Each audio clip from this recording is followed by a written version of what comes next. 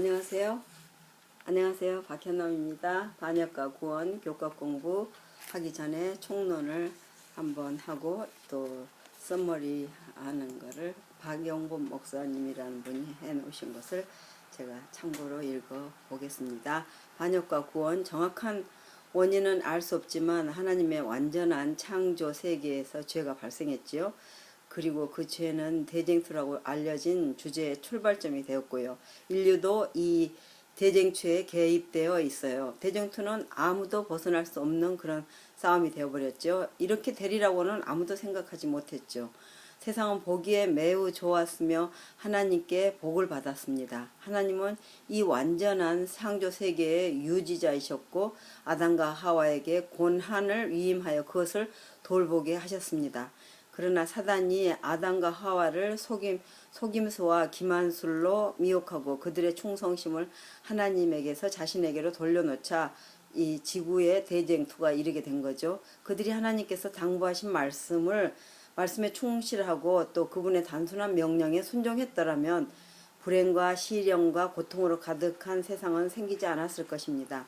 사단은 하나님의 품성을 그릇되게 나타내어 사람들로 하여금 창조주에 대한 그릇된 관념을 가지게 하므로 하나님을 사랑하기보다는 도리어 무서워하고 미워하게 하고자 애를 썼고요. 하나님의 율법을 버리고 사람들로 하여금 율법의 요구에 벗어났다고 생각하게 하려고 노력하였고 각 시대를 통하여 그의 기만에 항거하려는 사람들을 시종일관 핍박해 왔어요.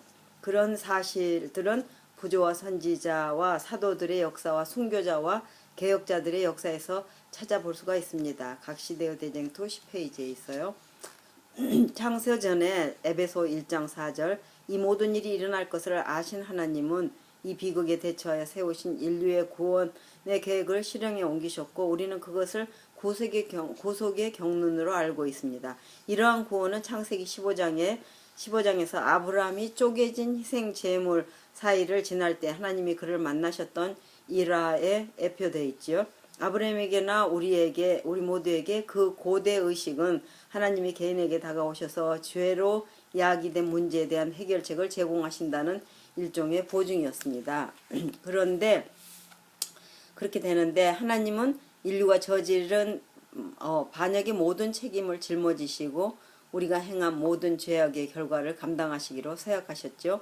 오직 그러한 방법으로만 하나님과 인류의 관계, 인류와 인류 사이의 관계, 그리고 인류와 다른 피조물들과의 관계가 회복될 수가 있었습니다. 이런 큰 그림 속에서 우리는 창조 세계를 훼손하고 하나님의 백성을 멸절시키려는 사단의 탐욕스러운 멸망을 볼 수 있었습니다. 성경은 그의 전략을 드러내고요. 성경을 보면 형제자매와 가족 심지어 포위된 나라 안에서도 성과 악의 문제가 존재하죠. 그것은 압제와 기근, 노예와 포로의 시대, 재난으로부터의 제기하려는 시도와 좌절된 시대, 그리고 우상숭배적인 행습에 덫에 걸려 충성심이 분열된 시대에도 나타나게 되죠. 성경을 보면 하나님은 지속적으로 사단의 계획을 저지시키시는데요. 우리가 함께 하시는 임마누엘로 오신 예수님은 아담과 하와가 뺏긴 영토를 되찾으셨습니다. 예수님은 아담이 실패한 지점에서 성공하셨고 예수님은 그분의 사역을 통해 창조 세계와 악의 세계를 능가하는 권위를 보이셨어요. 하늘로 승천하시기 전에 바로 전에 그분은 제자들에게 사명을 부여하셨고 오순절에 하늘나라의 경계를 확장시키기 위해서 그들에게 권능을 부여해 주셨습니다. 예수님은 십자가에서 결정적인 승리를 쟁취하셨어요. 언제나 문제는 승리한 편과 패배한 편 중에 우리가 어디에 충성하느냐에 있게 되고요. 선택이 쉽고 간단해 보여도 여전히 대쟁투가 벌어지고 속임수가 만연해 있는 이상 우리 심령을 차지하려는 전쟁은 계속될 수밖에 없습니다. 이번 교과의 바람은 그런 속임수를 드러내고 우리로 하여금 우리 그리스도를 선택할 뿐 아니라 끝까지 견디는 자는 구원을 얻으리라 마태복음 24장 13절이라고 약속하신 그분께 남아있게 되는 것이죠. 여기 저자는 데이비드 테스커라는 분으로 구약학 박사로서 남태평양지의 지역 총무이시고 또 미국 고국 뉴질랜드에서 지역 목사로 솔로몬 제도에서 대회장으로 봉사하셨고, 파푸아 누기냐에 있는 패시픽 어드벤티스트 대학과 필리핀에 있는 AIS에서 성경 신학을 강의하신 분이네요. 자, 그러면은 뭐 교과를 구입하실 수 있는 분들은 구입하시고, 저는 그냥 짧게 이 교과를 하는 게 참 좋더라고요. 지금 5분이 지났는데요. 한 10분 정도면은 하늘에서의 이 길을 한번 같이 나눠보기로 하겠습니다. 기억절 구원하심이 보좌에 앉으신 우리 하나님과 어린 양에게 있도다. 계시록 7장 10절 이 말씀을 일주일 내내 생각하여 보시면 참 좋겠습니다. 첫째 날 하늘에서의 타락, 루스벨 천사가 사단이 되는 그런 과정을 왜 이사야 선지자나 에스겔 선지자는 바벨론 왕과 두로 왕의 타락으로 설명하고 있을까요?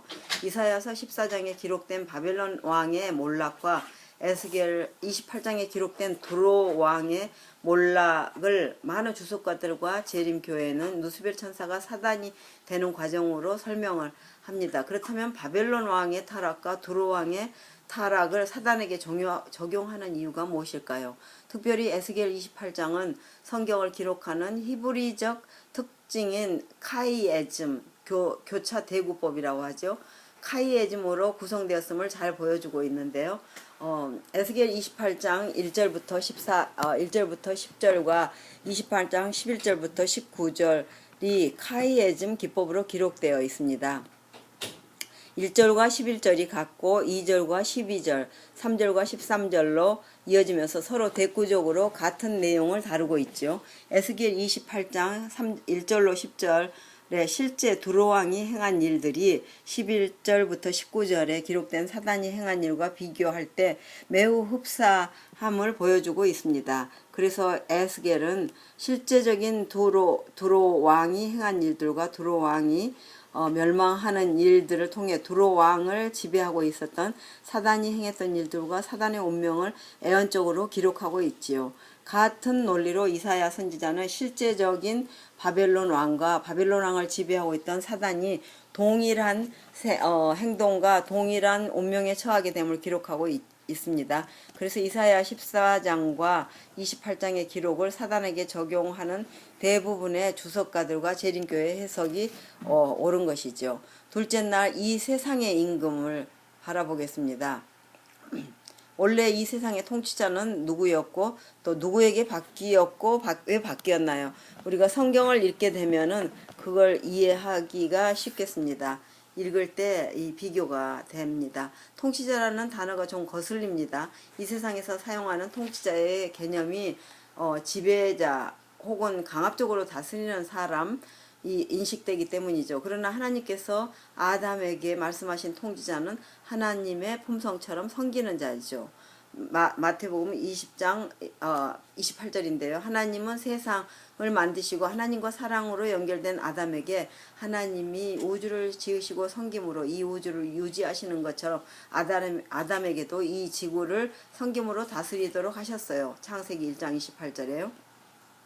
이 지구의 모든 것이 아담을 위해서 창조되었습니다. 이 말은 아담 한 명만을 가리키는 것이 아니라 아담을 통해 태어날 모든 인류에게도 적용이 되지요. 이 땅에 태어날 모든 사람들이 아담처럼 하나님의 사랑 안에서 하나님의 사랑을 실천할 다스림을 통해 하나님의 사랑을 더욱 깊이 깨닫고 그 사랑 안에 머물도록 계획하셨습니다. 그런데 문제는 아담이 자녀를 낳기 전에 하나님을 떠나 사단의 말을 따름으로 사단의 자녀가 되어버렸다는 데 있습니다. 로마서 6장 16절 말씀이요.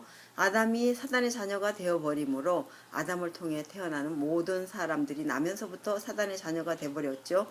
요한복음 8장 44절. 그래서 이 세상의 통치자가 아담에게서 사단으로 바뀌었죠. 그때부터 사단은 통치자의 개념이 섬김에서 지배로 바뀐 채 이 세상의 통치자가 되었습니다. 욥기 1장 6절 또 요한복음 12장 31절 요한복음 16장 11절 말씀을 보면 되겠습니다. 이 세상이 고달프고 힘든 이유는 사단이 지배하는 세상이기 때문이죠. 사단이 지배하는 세상에서는 조건적인 사랑으로 지배되어 있고 또 하나님과의 관계가 끊어짐으로 만들어진 이기심과 교만의 정신으로 사는 세상이므로 서로의 본성이 서로 충돌을 일으키기 때문에 모든 사람들이 다 피곤할 수밖에 없습니다. 마치 이리가 울거리는 세상입니다. 이런 상황에서 하나님의 백성들을 당연히 피곤한 삶을 살 수밖에 없지요. 마태복음 10장 16절 말씀이죠. 그래서 하나님의 백성들은 하나님의 은혜가 매일 필요하고 하나님의 은혜의 보좌에 매일 담대히 나아가야만 힘을 얻게 되죠. 히브리서 4장 16절. 화요일 하늘에서 일어난 전쟁을 보겠습니다. 하늘에서 일어난 논쟁의 핵심 쟁점이 무엇일까요? 전쟁으로 표현된 말은 논쟁으로 생각하는 것이 합리적입니다.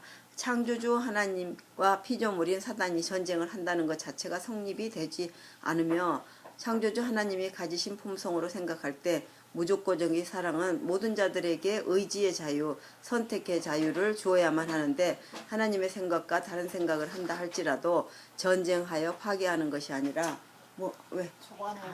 읽느라고 다른 생각에 대하여 오래 참으면서 시간을 갖고 각자의 생각을 드러내놓고 논의하고 토의해야만 합니다. 이사야 1장 18절 말씀이죠. 하늘에서 루스벨의 마음속에 하나님의 품성에 대하여 이해하지 못하는 문제가 발생하였습니다. 그것은 피조된 존재에게는 도무지 이해할 수 없는 문제였죠. 창조주 하나님이 가지고 계신 무조건적인 사랑에 대하여 피조물인 루스벨은 자신이 가진 조건적인 사랑으로 이해하고자 할지라도 이해가 되지 않는 품성이었습니다. 그래서 사단은 하나님이 가지신 능력을 원했지만 하나님이 가지신 무조건적인 사랑인 품성은 원치 않았습니다. 시대의 소망 435페이지죠. 죄가 많은 곳에 은혜를 더 주시는 하나님의 사랑이 사단의 눈에는 불안해 보였습니다. 그런 사랑을 한다면 하나님을 반역하는 일을 증가할 것이고 그렇게 된다면 우주의 질서가 파괴될 것 같은 생각이 들었습니다.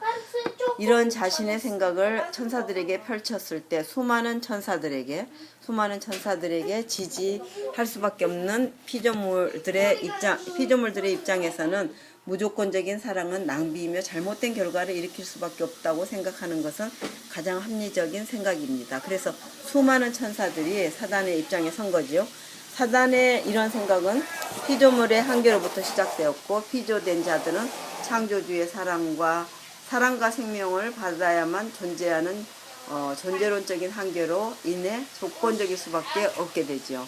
조건적인 입장에서 볼 때 무조건적인 사랑은 이해할 수도 없고 또 받아들일 수도 없는 것으로 당연히 비합리적이며 파괴적으로 보이기도 하지요.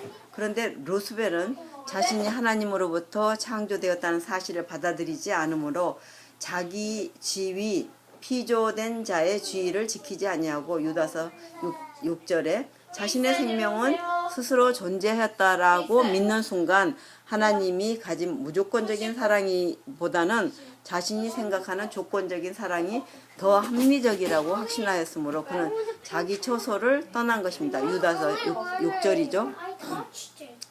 사단과 뜻을 같이 한 다른 천사들도 같은 생각으로 하나님을 떠났고 요한계시록 12장 12절이요. 그것이 바로 사망, 즉 범죄였죠. 베드로후서 2장 4절. 이런 과정에서도 하나님의 무조건적이며 책임지는 사랑은 사단과 천사들이 스스로 하나님을 떠나나간 사실적인 기록, 계시록 12장 12절 뿐만 아니라 사단과 천사들이 행한 행동의 결과를 그들을 창조하신 하나님의 사랑의 품성적 표현, 계시록 12장 9절 하나님이 사단과 그 천사들을 내어 쫓아내신 것처럼 표현하시기도 한데요. 함께 기록하고 있다는 그런 사실입니다. 넷째 날 사단이 쫓겨났는데요. 사단이 쫓겨났나 내려갔나 그것을 한번 생각해 보겠는데 요한계시록 12장에 읽어보시면 되게 12장 9절부터 10절 쫓겨났고요. 분내어 내려갔다고 그랬어요. 그 다음에 계속되는 몸싸움이 시작되는데요. 하나님의 품성을 오해하고 하나님을 떠난 일에 대하여 하나님께서 즉각적으로 판단하고 처리하지 않으시고 6,000년이나 지속된 이유는 뭐냐 한 걸 보는데요. 그 고린도전서 4장 9절입니다. 고린도전서 4장 9절을 보면은 대논쟁의 무대가 이 지구고 또 요한복음 12장 31절 32절을 보면은 하나님의 무조건적인 사랑만이 생명임을